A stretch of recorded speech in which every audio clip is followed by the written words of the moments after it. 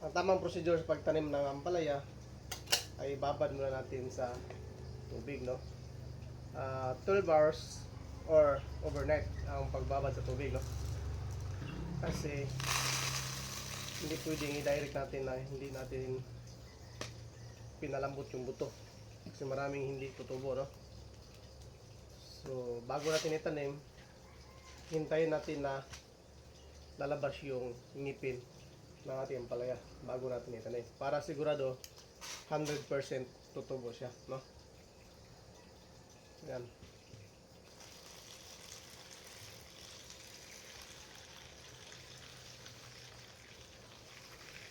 Okay.